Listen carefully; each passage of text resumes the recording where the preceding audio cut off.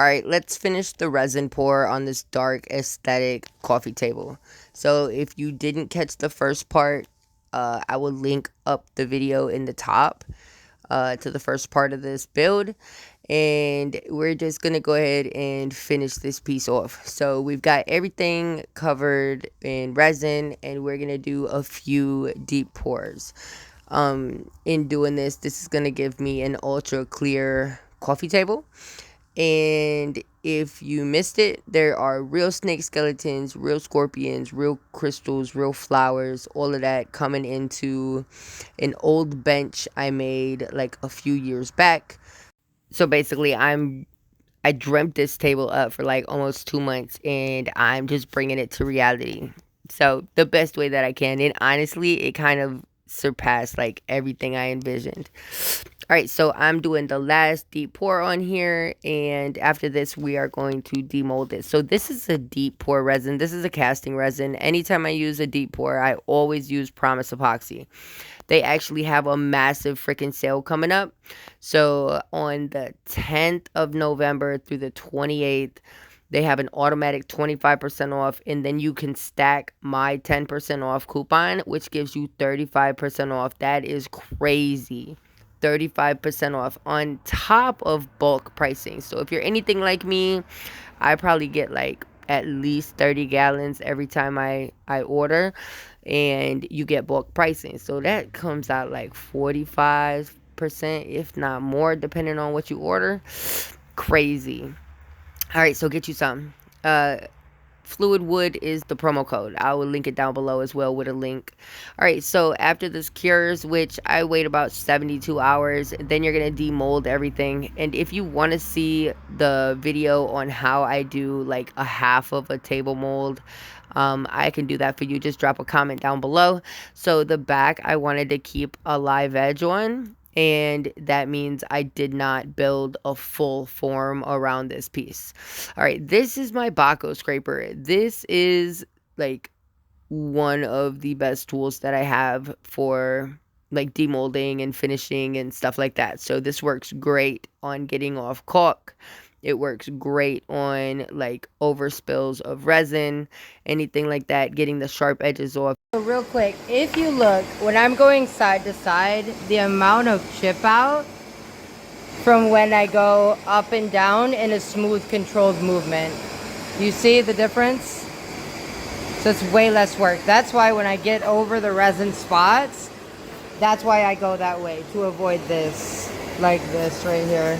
See all of that? That's gonna look like this, and it's gonna be a lot more, like a lot less work. Alright, so after you flatten everything out, you're basically gonna square everything up. And I use a track saw for this, but realistically, you can use a circular saw with a straight edge. I actually am going to release a video talking about what are the basic tools you need as a resin woodworker to start a six-figure business. And I've got a video out already, but I'm going to do an updated one because I've been doing this 5 years, and now I really know, like, what do you need? What don't you need? Where would you invest first and stuff like that. So I'm going to make that video tomorrow, which is going to be today because it's nighttime. It's like almost midnight. But I'm going to make that video, and I'll put it up hopefully same day as I get this one up. And I think that would be really, really helpful for you guys just to know where to invest and what you really, really need. All right, so Starbond. This is CA glue. You can fill this stuff up, fill up any cracks, any holes, anything. And then as soon as you spray the activator on there, that shit's dry. Like, it is completely dry. Use code FLUIDWOOD for 10% off. I've used so many other CA glues, and I don't like them. They like fizz up and they crack and they do all types of stuff. I don't like them. I do like Starbond though. So I actually have a way that I color my Starbond, my CA glue. I use mica powders, and I know they just came out with like some pigment powders that you can color their stuff with, but they're always sold out. As soon as they get back in stock, I will get some. They're gonna send me some, and I'll be able to make a video trying those out. So after this, you're just going to take all the router marks out. I start with 80 grit and I work my way up to 220. Then I'm going to start my finishing process, and this is going to be an epoxy finish. Yes, this table is available. Like, I got this in my shop right now, and my girl keeps trying to talk me into bringing it in the house.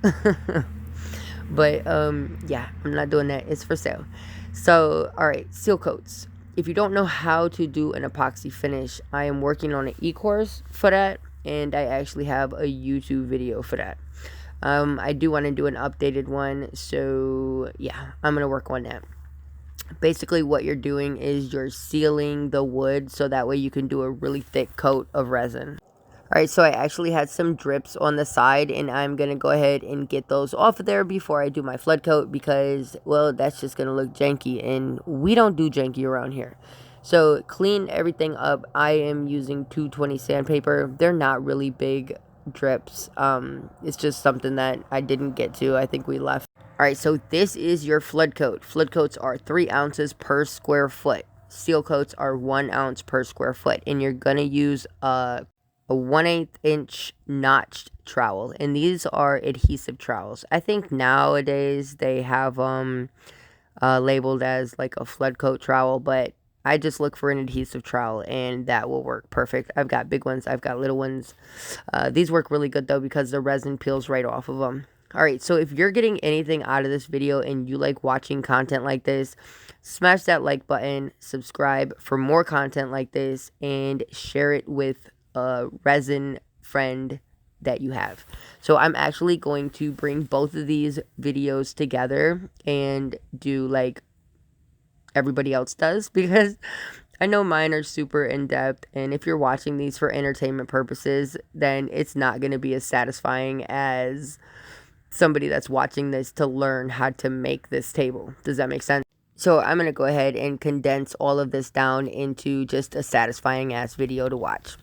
Alright, so after your flood coat is dry, I usually wait about 30 hours at least, so that way nothing dents or anything like that. You're going to take all of your drips off the bottom. And I achieve this with a 60 grit flap disc on my Makita angle grinder.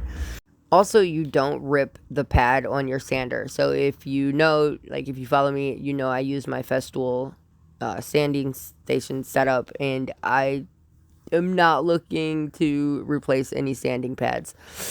Alright, so after you're done with this, I'm going to let you guys just watch this for a second because it's so satisfying. It's so messy, but it's so satisfying. Make sure you wear your PPE. If you don't know what that is, it is personal protection equipment. Alright, and because this was a bench to begin with, it had leg holes in it, and I'm just filling those up with CA glue again, and I am going to finish everything up. Alright, so this is the finished piece. What do you think? I'm going to link it if you want to purchase her. She is available.